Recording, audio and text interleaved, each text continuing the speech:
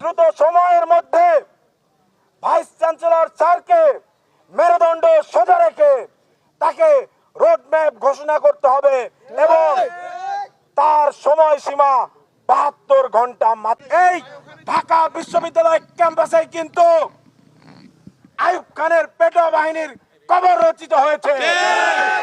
বাংলাদেশ স্বাধীন হওয়ার পরবর্তী সময়ে যতগুলো দানব তৈরি হয়েছে সবগুলো দানবের কবর এই ঢাকা বিশ্ববিদ্যালয়ে রচিত হয়েছে। ছাত্র দলের এই ইতিহাস মনে রাখা প্রয়োজন। ভাইস চ্যান্সেলর স্যার শুধু একজন ব্যক্তি নন, তিনি ঢাকা বিশ্ববিদ্যালয়ের প্রতিনিধি। তাকে অপমান করার মাধ্যমে এই ছাত্র সংগঠন আমাদের ঢাকা বিশ্ববিদ্যালয় এবং তার সকল শিক্ষার্থীকে অপমান করেছে। ঢাকা বিশ্ববিদ্যালয়ের বর্তমান যে প্রশাসন, সেই প্রশাসন ডাকসুর পক্ষে কথা বলার পর থেকেই ছাত্রদল এবং অন্যান্য যারা ষড়যন্ত্রকারী আছে তারা কিন্তু বক্তব্য দেওয়া শুরু করেছে তাদের বিরুদ্ধে। আমরা এর তীব্র নিন্দা জানাই।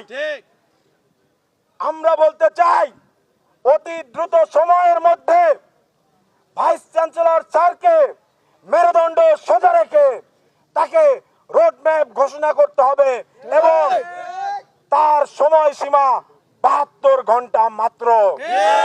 72 ঘন্টার মধ্যে যদি রোডম্যাপ ঘোষণা করা না হয় তাহলে কঠোর থেকে কঠোরতর আন্দোলনে আমরা যাব। আমরা আবরারের ঘটনা দেখেছি, আমরা দেখেছি আমাদের শহীদ ভাই আবু বকরের ঘটনা। আমরা এ ধরনের ঘটনার আর পুনরাবৃত্তি চাই না।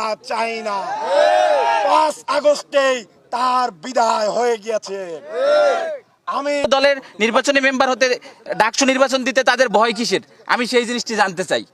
আর আরেকটা বিষয় হচ্ছে যে এই যে গেস্ট রুম কালচার, গণরুম কালচার, এটা কোন আমলে শুরু হয়েছিল সেই ইতিহাস কি আমরা জানি?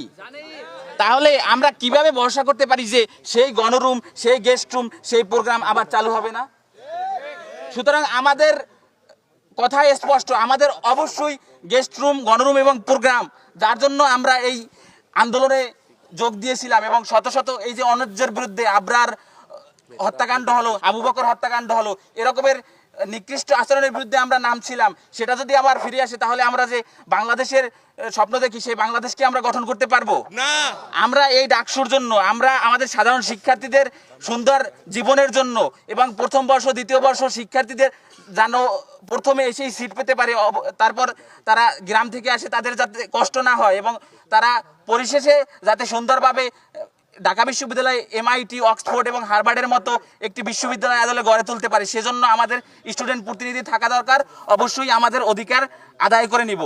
বিদায় করেছি তখন একদল আমাদেরকে সেই গণতান্ত্রিক অধিকার থেকে বঞ্চিত করার চেষ্টা করছে, একটি ভিন্ন ষড়যন্ত্রে লিপ্ত হয়েছে আবার সেই গণরুম, গেস্ট রুম ফিরিয়ে আনার জন্য।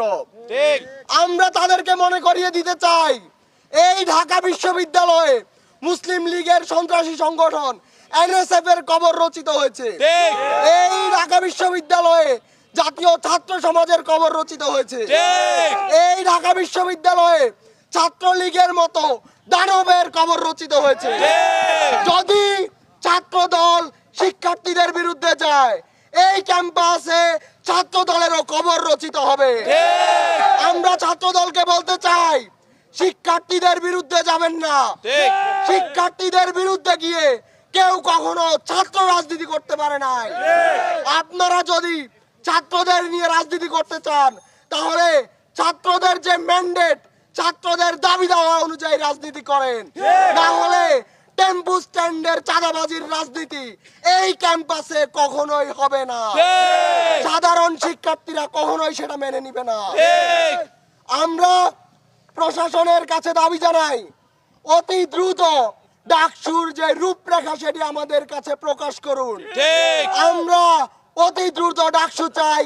আমরা এই এক সপ্তাহের মধ্যে, আমরা অতি দ্রুত সময়ের মধ্যে ডাকসুর রোডম্যাপ চাই এবং অতি দ্রুত ডাকসুকে বাস্তবায়ন করার জন্য যা যা পদক্ষেপ নিতে হয় প্রশাসনকে সেটা অতি দ্রুত সময়ের মধ্যে নিতে হবে।